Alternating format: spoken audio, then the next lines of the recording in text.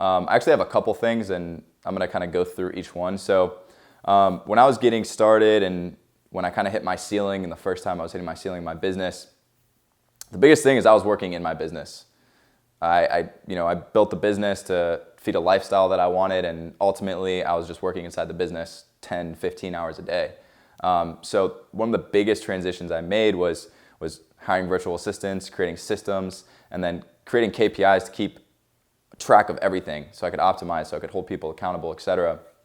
So, first off, if you don't know what a virtual assistant is, it's somebody who works outside of the country who works with you inside of your business. And the best thing about this is if you're starting and you're in business, you really can't afford a $30, $40, $50, $60,000 salary.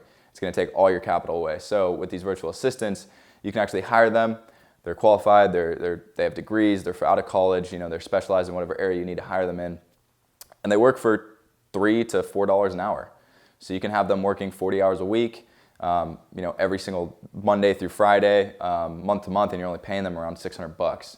So that really helped me pull myself out of the business that I was working in and turn into a business owner instead of working for myself and just creating jobs for myself.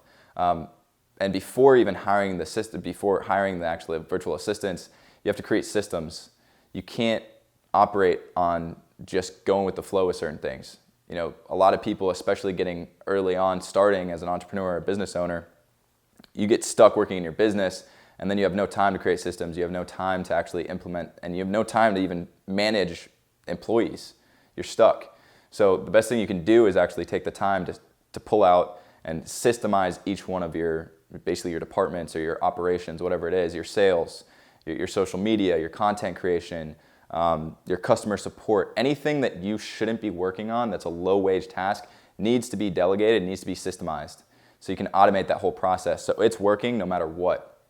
Right now, I'm filming a podcast. I'm filming with you guys, but we have DMs going out. Our customer service is working. Our community's being taken care of. Our website's being updated. We have blogs being written, content being edited. All these things are systems that we put into place in our business. So now that our business is running, it works for us, and we're not working for our business. So I think that's the biggest thing. And then the next thing is you have to keep track of all those systems. You need to know what's working, what's not working. You need to be able to hold people accountable. So you have to set KPIs. If you're not setting KPIs, it's just you can't track your business growth. You can't track anything. So you need to set up KPIs that make sense for your business, whether that's sales revenue or sales growth. You could be doing, the fallout for your clients, how long they stay, the lifetime value. All these things matter, and you need to be tracking them. You have to be tracking them, or else you're just going with the flow, and you have no idea if your business is failing or progressing. You have no idea if people are getting stuff done or if they're not. So holding people accountable, setting these systems, and then hiring virtual assistants has been probably the biggest thing that we've ever been able to plug in and build into my business that's really helped us grow through multiple levels. And we're going to consistently keep growing that way.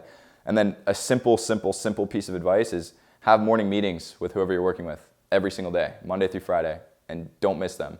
Every single day, you guys need to start the day talking together, figuring out the problems, figuring out the solutions, and what's going on throughout the day, so there's no lack of communication between you and your team.